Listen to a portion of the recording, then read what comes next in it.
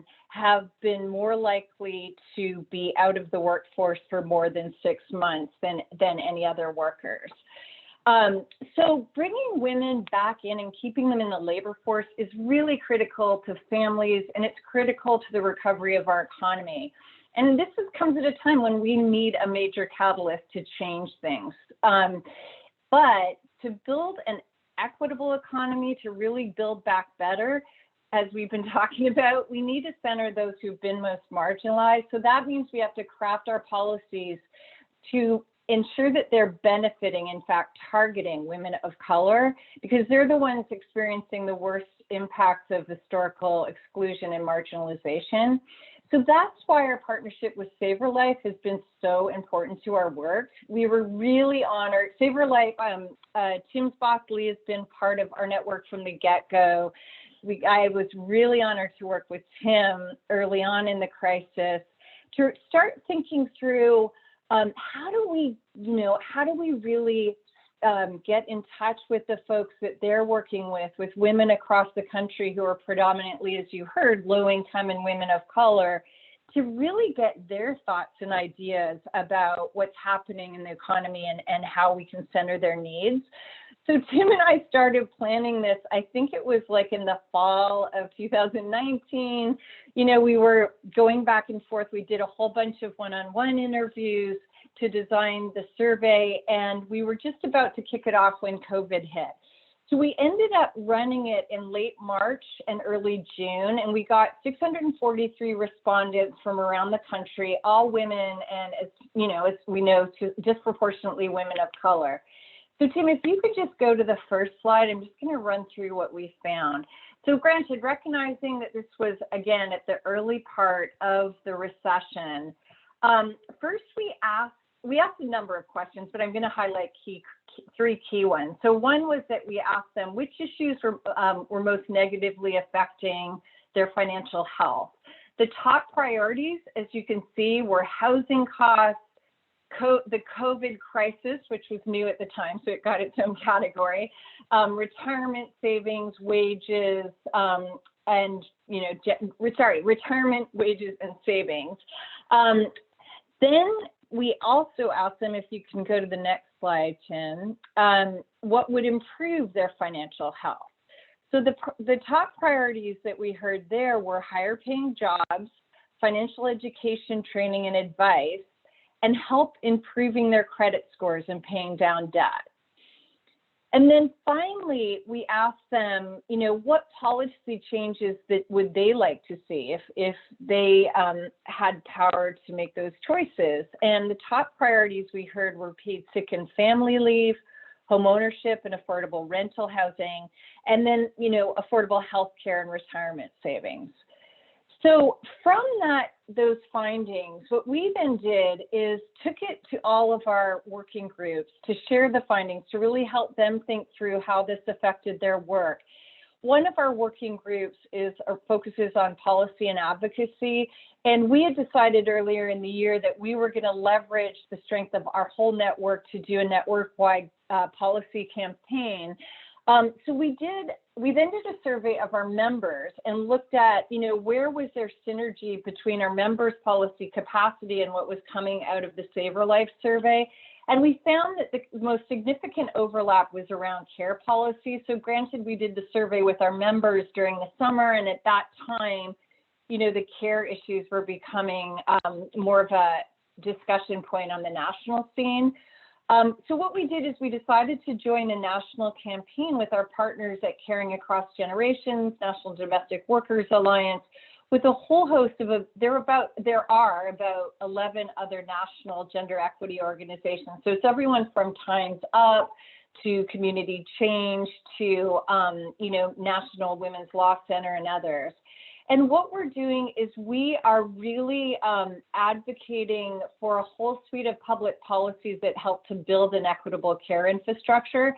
So it's everything from universal access to paid family and medical leave, to affordable and quality childcare, to long-term supports and services for elders, and living wages and benefits for care workers. So really making sure that those workers that provide the care services have the supports they need to actually live well and be economically secure themselves.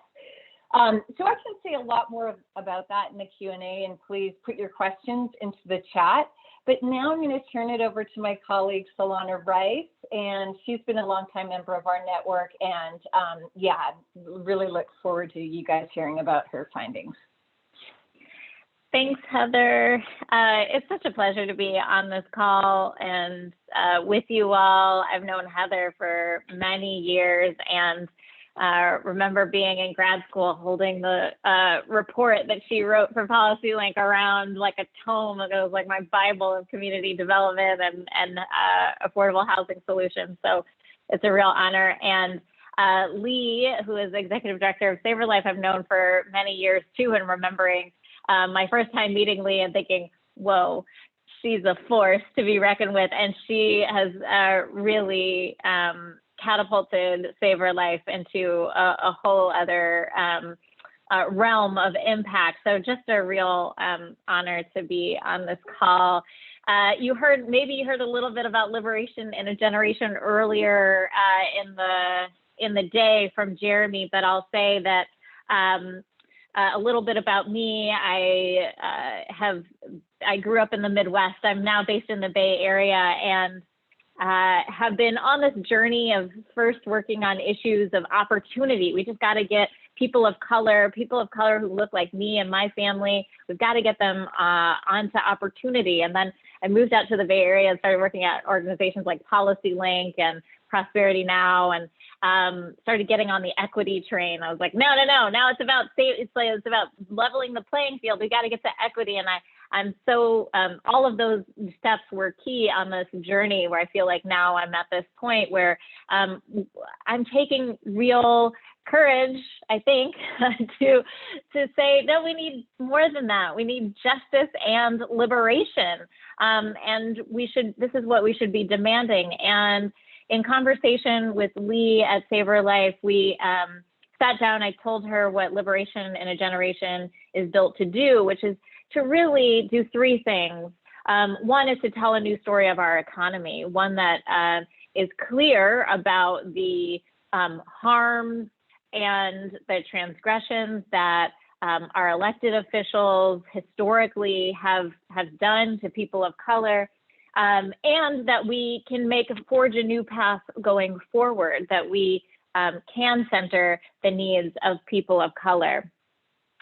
Two, we are built to develop policy analysis about what were the policy decisions that we have made historically, but which ones are the ones that are going to pull us into racial economic justice and true liberation. And we offer that policy analysis, honestly, as an offering, right? It's not our platform. We don't go and lobby on it. We don't advocate for it. We offer it to the organizing folks that are people of color, leaders of color who are supporting the power building, the political and community power building of people of color. And so it's with those three things, a new story, a new policy agenda, and with bolstered support to organizers, that we have built Liberation in a Generation. And this partnership with SaverLife is a real treasured one. We had the opportunity to do 2 surveys of SaverLife members. We surveyed only members who identified as people of color, and most of those survey participants were people who identified as women as well. And we were both very interested, and I'll say one of the reasons why we felt like this was a really good connection and partnership is the clarity of SaverLife, that the material needs and the financial needs of low-income people are important right now, and that there are interventions to do right now. But the long-term change that has to happen is not necessarily what we're doing today. The long-term change is based on policy interventions and systemic change. And that's why this partnership with SaverLife is so treasured for us, because of that recognition, and we are able to partner to help bring, Liberation in a Generation is able to bring some of that policy analysis and conversation with members, because this is all a long conversation about what has our economy done and how can we move forward. So we set out on a trajectory to learn more about how members felt about the racial wealth gap. How does it impact people's real lives? And when we started it was before the pandemic, and obviously we were curious about what happened in the wake of we're still experiencing the wake of the pandemic. We wanted to understand folks' awareness of the problem of the racial wealth gap. We wanted to understand what their prescriptions might be about how to close that racial wealth gap, and if they felt like they had any agency over the racial wealth gap. And I should just define the racial wealth gap by saying, wealth is what we own minus what we owe. And the gap is actually one where we're comparing usually white wealth to the wealth of people of color, Black, Latinx wealth. When I was at Prosperity Now, back in 2017, I think it was, we released a statistic that it would take 228 years for Black wealth to meet that of white wealth. And that's like if white wealth doesn't change at all. And so just to bring it back to the clarity around Black women and women of color in particular, I want to lift up the work of my colleague Kendra Bozarth and Grace Western and Janelle Jones around Black Women Best. And in their report, they lift up a statistic by Michelle Holder that estimates that Black women have contributed and have involuntarily forfeited $50 billion in wages, and that's just in wages. And that was a statistic pulled from 2020, and it was from 2017. It was released in 2020. It was from 2017, and we can imagine that that's even more now, right? In the wake of the pandemic, given that so much care work is uncompensated, right? So I just wanted to underscore and put a even finer point on the issues that Heather was bringing up about the importance of Black women in this economy. And, we also know historically about our stolen wages, our stolen labor, our stolen reproductive labor, the list goes on. So we embarked on a journey with SaverLife to better understand how how members are interpreting the racial wealth gap. Is it this like amorphous kind of academic thing? Oh, that's over there. We know it exists, but it's like, maybe it's like climate change. I can recycle more, but it doesn't really help. Or is there something I can do about it? So let's dive into the data. One of the first questions that we asked folks is whether or not they think that the racial wealth gap is a problem, and sort of like, why does it exist, right? And so from the first time that we did the survey in fall of 2019 to July of 2020, we saw increases in the agreement about some of these statements about the racial wealth gap, that the wealthiest 1% of Americans have the upper hand, that the racial wealth gap impacts my financial life, that America needs to put a priority on closing the racial wealth gap. We didn't see dramatic agreements in this category, but nevertheless, we think that the pandemic, I think throughout what we're going to see in these responses is that the devastation, the economic and health devastation of the pandemic really has cleared and laid bare a lot of root causes for many people, including SaverLife members. So in the next question that we asked folks we wanted to know some of those root causes, like what are their opinions on some of those root causes? And you'll see here that along all of the issues around why does it exist, these are all systemic issues, and we got more agreement in the middle of the pandemic. This was July of 2020, right? So more people agreed that economic advancement has historically been available to white Americans and not Americans of color. That was up 6%, right? The most dramatic increase was people starting to really understand and prescribe the fact that slavery and connects the fact that slavery and colonization has led to this racial wealth gap. Lack of representation at all levels of government was also a big factor. And we'd be remiss if we didn't acknowledge that not only were we in a pandemic and are in a pandemic, but this was also taken at a time when we were coming off of the racial justice issues and the murders of George Floyd and Breonna Taylor and Ahmaud Arbery, right? So a lot of people were also seeing the fact that incarceration rates due to racial profiling, that was also up by 11% at the end of this, at the second round of this survey. So we also wanted to understand whether or not people understood or have a sense of how do we go forward? What are the solutions to the racial wealth gap? And again, increases across the board in all of these issues.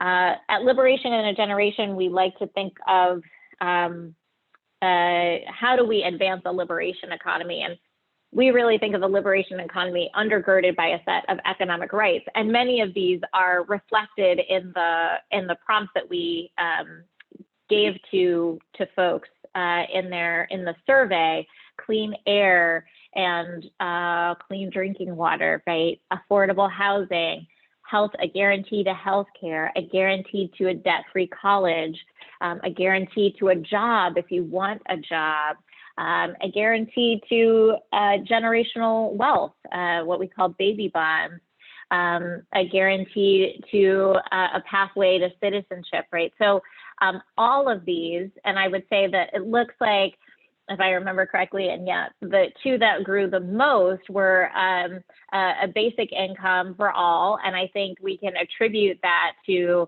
the fact that people were starting to get checks in the mail during the pandemic. So we could really understand, like, oh, wait, the government can just deliver us checks when we're in a dire situation. Yes. So that is possible. It gives us a marker to know that that's not a pie in the sky idea. That's an actual thing that can happen, and also guaranteed to clean air and drinking water. And I think that's awareness of our infrastructure and our basic needs during the pandemic and our public health and its impact on our public health was also of high high importance during this time and COVID. I think, is there one more question that we had? Yes, it was about agency. So I have to say, what was so heartening among all of these questions was whether or not, we really wanted to understand whether or not people felt like there was something that they could do about the racial wealth gap, and specifically whether or not folks felt like voting and participating in democracy through voting would really make a difference. How does it really impact the racial wealth gap? And we were so heartened to see that so many folks, even leading up, especially leading up to the 2020 election, felt like, one, they were planning to vote, and they were going to vote for more than just the president. And two, that people really did feel like their vote mattered. And even if they felt like their vote didn't matter, they were still going to vote. which is I think is tremendous. And of course, this is not, we can't create broad brushstrokes. This is a small sample of SaverLife members. But for me, it was uplifting and tremendous. And I think we are seeing that. And now our next step is to really figure out how we translate that energy into holding this new administration accountable. We could have a whole session on that. And I will say just in closing that, again, it's particularly important to understand that these economic rights are important because we have left behind so many women, and specifically women of color in our economy, that if we were to have these economic rights, they would have an outsized, we should be measuring whether or not they would have an outsized benefit for Black women, especially. And I'll, again, shout out to my colleagues who wrote Black Women Best, and also Jocelyn Harmon of Black Her. We wrote together a Black Woman's Guide to the COVID-19 Economy, which I think my colleague Katie shared in the chat, about how do we go forward?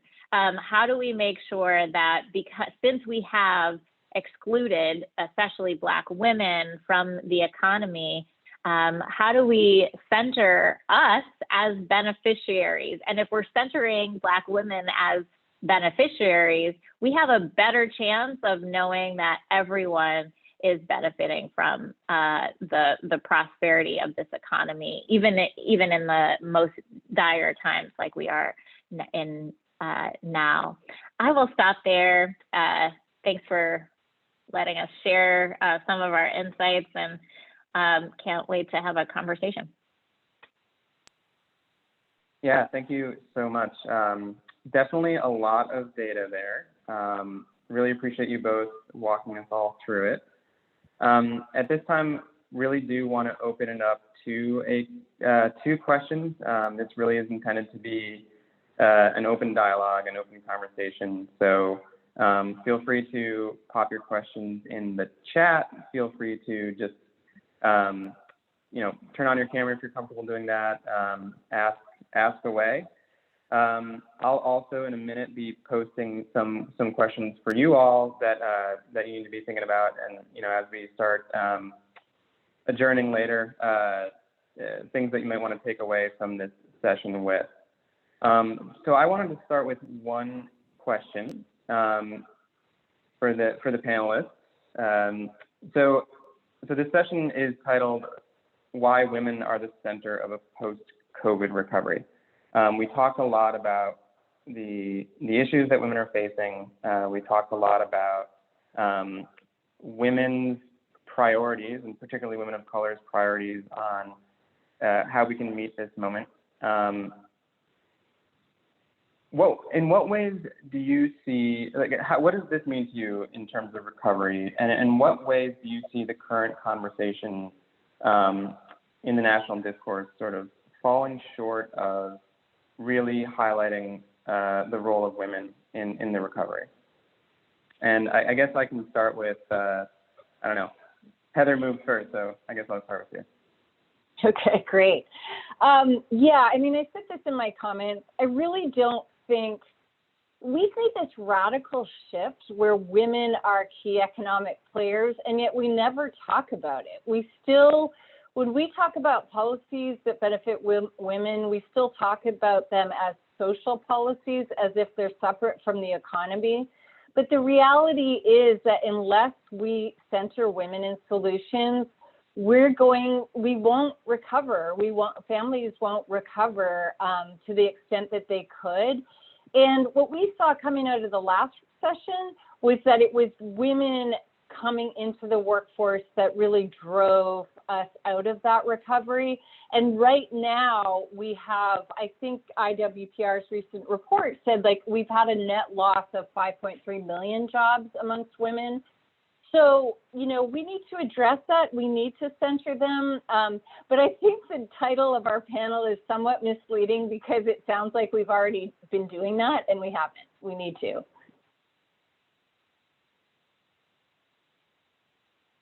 Yeah, I totally agree. And I do think that, I'll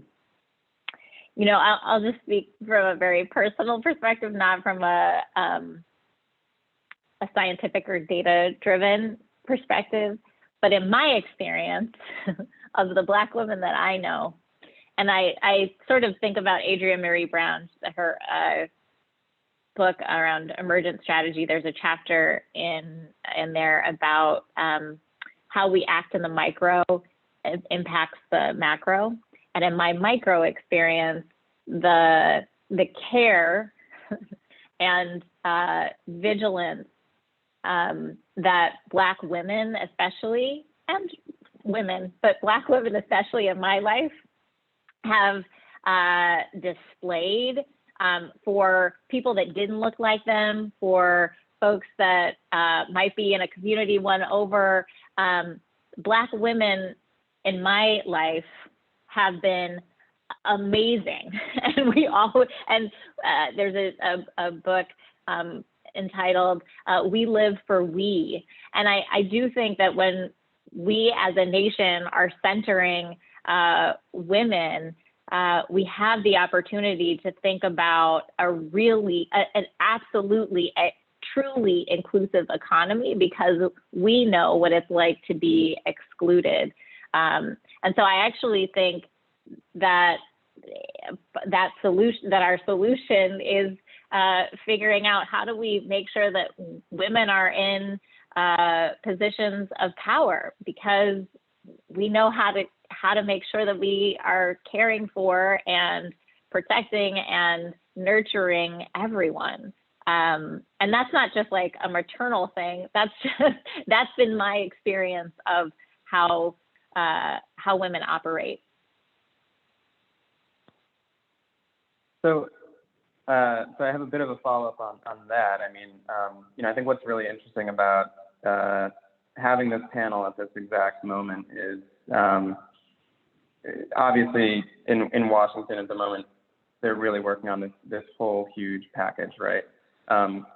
You have pretty broad support from it, from the Democratic Party, obviously not so much from the Republican Party. In what way do you think, when you're thinking about this policy solution, how do you feel it's doing representing women at this point, and in particular women of color? Are there places where you think they should have been more ambitious? Are there places do you think that they're focusing on the right things at this moment? So you want to go? Sure. I mean, I think actually Jeremy talks about this quite eloquently and well, that we've seen, and I'll speak more broadly to the administration, not just to the COVID-19 package, because I think that's the context, this new administration generally, and our Congress is the context in which we are operating in. We have seen some great moves, right? We've seen Biden has come out in support of really expanding our care economy, right, and supporting care. We've also seen, though, unfortunately, still exclusions, right? We've seen that folks who are immigrants to this country still being excluded in some way, and that impacts women, of course, right? And women who are heading families that are still being detained, right? So we saw, for example, in the executive order that we're ending private, subsidies to private prisons, but we're keeping detention centers, right? And so this still does not, when we're talking about our immigrant brothers and sisters, that still makes no sense. So I still think that there's a woman lens, but there's just like a racial equity lens that I think we still need to go further on. I'll turn it over to Heather for her thoughts. Yeah, I hear you. I totally hear what Solana said, and that's our job, is to keep pointing out those gaps and to be super loud in terms of lifting them up. But I have to say, I've been really impressed on a lot of fronts. I feel like, in the Biden-Harris administrations, in the early plans, they were very explicit about recognizing the role that women play in their families, in the economy. They have included so many policies in the rescue plan that really do pay attention to women's needs and the needs of women of color, and it's comprehensive. I mean, the stimulus check levels, the child tax credit, the originally minimum wage, rental assistance. Like, there's a lot in there that's super powerful. But yeah, I think in terms of women, and I think specifically, there's a new survey that our colleague at Dr. Nicole Mason at IW Institute for Women's Policy Research did. And, her findings that came out just the other day, and her survey was done in early February, showed that raising the minimum wage was the top issue for Black and Latino women, Latinx women. And you saw, it's barely in there, it's hanging by a thread, right? And there isn't the political will to overturn the parliamentarians. So some of the biggest solutions are not there. And another one that I would point out that's been super disappointing has been the issue around paid leave. So our coalition has been fighting hard. We're so excited about the CARES Act and the, Families First recovery, where that was the first time we've ever had national paid leave policy in our country, and we are the only the only OECD country, the only advanced economy that does not have some kind of, national paid leave policy. It's ridiculous. So that was in there. It was left out in December, and now all that's in the plan is really tax credits for employers with fewer than 500 employees. So tax credits are not a paid leave policy. So we're still fighting for that, but we still feel confident. Vice President Harris wrote an op-ed in the Washington Post just last week saying how important women are to the economy and how much we really need to center their needs around childcare and other caregiving policies. So I feel there's a lot of great political will. And also, one last thing is, there was this amazing Facebook live chat with Congressman Bowman and Senator Warren just last night about how caregiving is essential. The congressman and a whole host of other leaders have put forth a resolution on the need to center the care economy. So there's a lot of great and important attention to women's role, and especially and specifically women of color's role in the economy. So we're going to keep doing our best to keep it in this next wave when we get to infrastructure investment. And yeah, we have to keep the pressure on. Yeah, and I think that we are about to publish some research on our side that shows within the SaverLife community the differences between women whose children are being schooled remotely during the pandemic versus women whose children are actually going to school, and the outcomes are kind of clear as day in terms of the ability to earn money. And not only earn money, but on the expense side as well. So women who indicated that their kids are being schooled at home are saying, just like you're saying, earning far fewer dollars at the same time their expenses have gone way up. And I think that that's been reported pretty widely, and that's something that we've been seeing in our data as well, which is that women who are receiving SNAP benefits are still spending far more on groceries than they were a year ago, and so that sounds like a really big step to take. Heather, we were talking a bit. You kind of scooped me on my next question, which was how some of these policies could address issues around not only have many women been forced out of the labor force, but many women have just left, right? And it's for many of these same reasons. Solana, I wanted to ask you a question about a report you all have called Distancing Racism. So in that same poll that Heather was talking about before, they talked about how for Black women the top priority of the Biden administration was racial justice and inequality. I was wondering if you could give us a little bit of an overview on distancing racism, what that means, and what your prescription is for how we can achieve it. Yeah, Distancing Racism is a series that we've put together to explore the intersections of racism, the economy, and COVID-19. The idea is that we have in our economy this cycle, what we call a cycle of oppression, where racism is really profitable. And what we think needs to happen is actually putting some distance in between those cycles of economic oppression and political oppression, right? Those gears turn really quickly for people of color. We find ourselves economically and politically disenfranchised on a regular, and the idea that this pandemic, this COVID-19 pandemic, has been is the biggest downfall for us. It's not. It's really racism that compounds the impact of this. And I would say it's for women too, right? As Heather was mentioning earlier. And so the idea with distancing racism is that we can't stop with a vaccine, right? We've even seen like the vaccine distribution be totally inequitable, of course, unsurprisingly, really.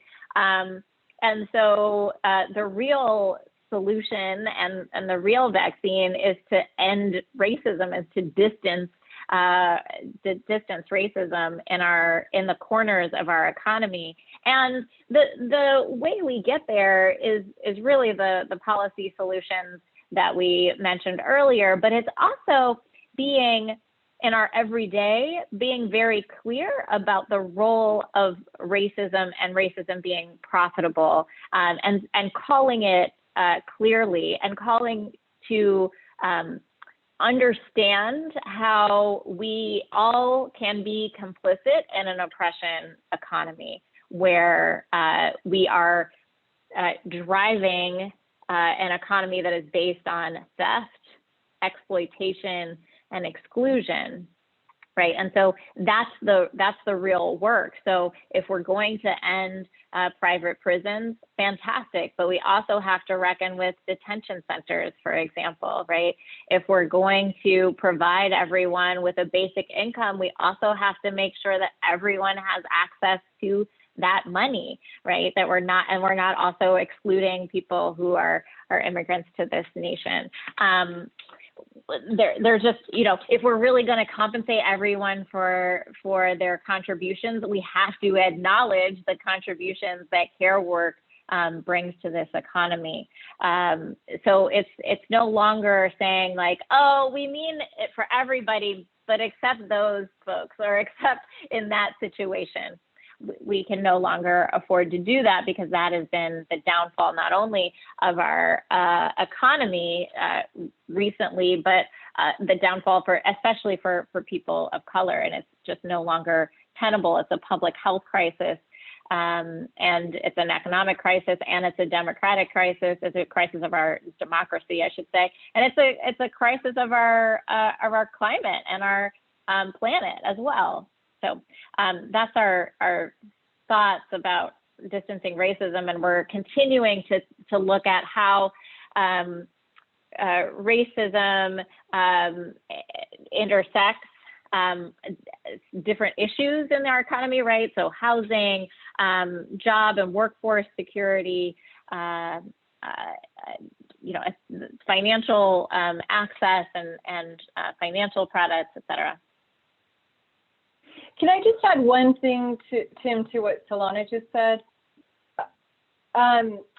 Another part of it too, in terms of why people get left out, is because women and people of color aren't in the room making decisions. So many of our structures were designed without us in the room, and there's no one there to raise the questions or to fight for certain specific policy features.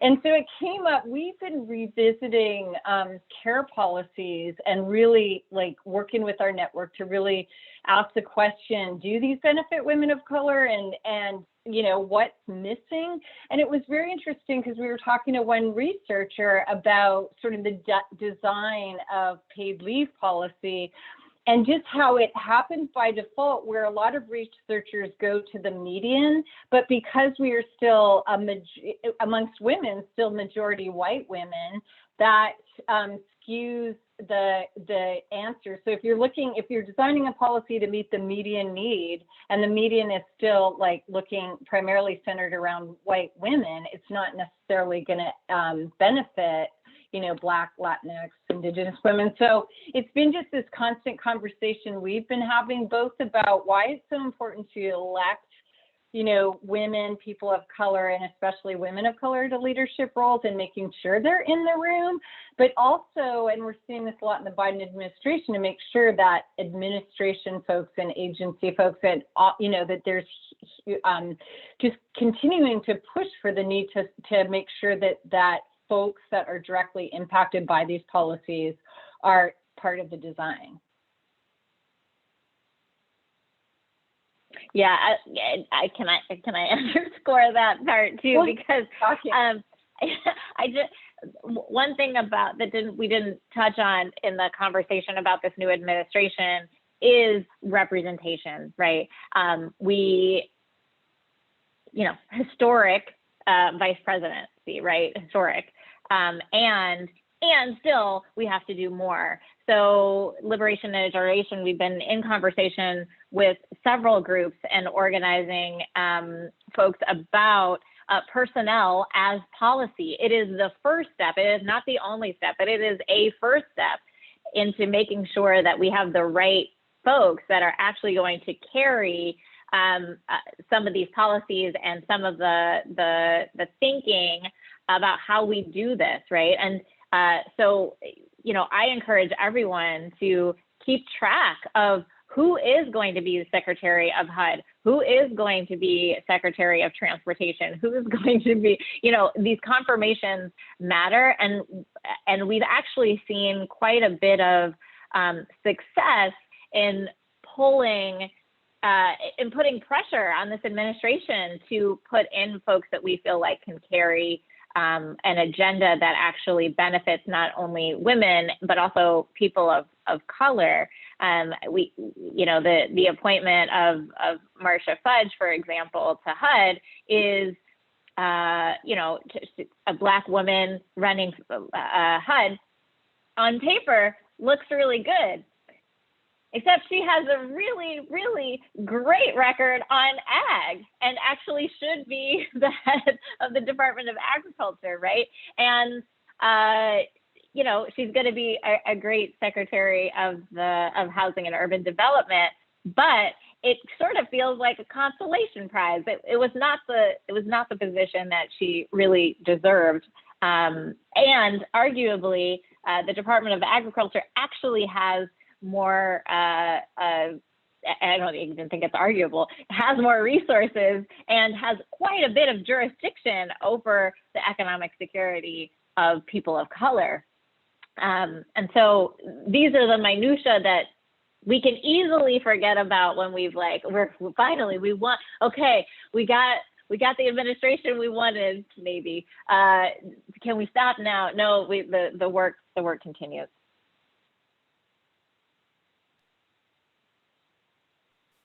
This is Rusty Toller from the Women's Institute for Secure Retirement, WISER. Couple of things. I worked for a social insurance agency in Baltimore for 30 years. I'm now with WISER, the Women's Institute for Secure Retirement. I do want to say I followed Tim. Been following you, and so I saw that you had this, and Savers is really great. Heather, I think you gave the statistic that nobody knows, is I think more women were employed right before the pandemic than men. Is that correct? That's right. We know, and being from the South, by the way, but you know, raised by a single woman. My father died when I was very young. My aunt was a civil rights activist. Aunt Bessie Bell gave him hell. But be that as it may, I really do believe the care economy is the issue of the day. Having been the head of our Commission on Aging in my county, I've done work for the Administration on Aging in Place. My mother was in a nursing home. My mother later became disabled. So I'm very familiar with all that. And I would like to say regarding the Biden administration, those of you who are familiar, the way unfortunately, the Social Security Independence Act of 1994, come to find out, put out a 6-year term for the Social Security Commissioner. So there is a Republican holdover that's actually running the Social Security Administration now. And if you're a part of the Strengthening Social Security Coalition run by Social Security Works, which just put out a great paper on why increasing the minimum wage would be good for Social Security. But Kololo and Kristen, you can tell me if I don't have her last name, Kololo Kajaki. Kijakazi. Yeah, I don't know her, but she was just named the Deputy Commissioner for Policy at Social Security a few weeks ago. She is a member of the Academy. I understand from my sources, which are getting a little bit old since I left Social Security in 2010, that she's doing a bang up job already on SSI policy. And we heard that early in the opening ceremony, in the opening presentation. But just a big shout out to all of you.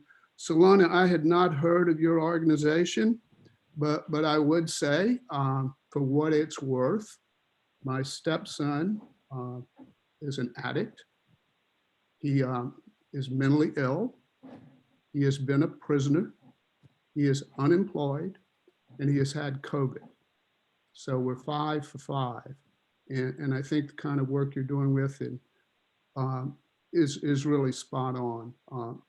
And for what it's really worth, Stacey Abrams saved democracy. And we need to think of Black women have been taking care of white men for a long time. And this has been true forever. It's true now. And I applaud the work that all of you are doing. And I really appreciate this panel. So that's it. Rusty, thank you for sharing. Thank you for sharing your story and your thoughts. And I know Heather thinks this, but Kololo Kijakazi is a person that we both hold very dear. We owe a lot of our career and our success and our current initiatives to her, and her work at the Ford Foundation, and then her work at the Urban Institute. Just, a wonderful human, and we are so excited about her. I haven't met her yet, but I did have quite I was a high unnamed official at Social Security for many years, and I look forward to meeting her. We have a lot of work to do in disability. I worked in the disability program. I worked in communications. And I know Social Security is a very good organization, don't get me wrong, but it has issues. And that's a whole nother panel, so. Yeah. But thanks, y'all are all doing a great job, and thank you. Thank you. Yeah, thank you so much. And that's a great way to go out. Definitely want to thank Heather and Solana. It's great to see you both again. Thank you so much for working with us last year and on this panel as well. And really appreciate it. And I'm going to turn it over to Christine, who I think will have some instructions for everyone else. But thanks everyone for attending today. Sure, yes. Thank you so much, Tim and Solana and Heather, and for organizing and hosting this panel, and for everyone who attended today. And I'm sure if Kololo was here, Kololo is just on our board, is on the Academy's board of directors, but not so much now that she's at SSA. But I'm sure she'd be thrilled to hear both the conversation and the appreciation for the difference she's made. And we're of course celebrating so many women. Michelle Evermore at DOL and Wendy Chun-hoon now at DOL, both I think are going to make a huge difference. With that, we'll go ahead and close it out. I just wanted to say we will be sending an email this afternoon with an evaluation form, and we hope everyone will fill it out. It'll also have some tips for tomorrow's day 2 if you're able to join us. We'll make some adjustments so we can play Senator Sherrod Brown's keynote remarks, and then we'll have 7 workshops tomorrow. So if you can join us or drop in, we'd love to see you again. And that's it. Have a good Thanks rest of your so much. afternoon. Yeah. Bye, Bye, guys. thanks. Bye.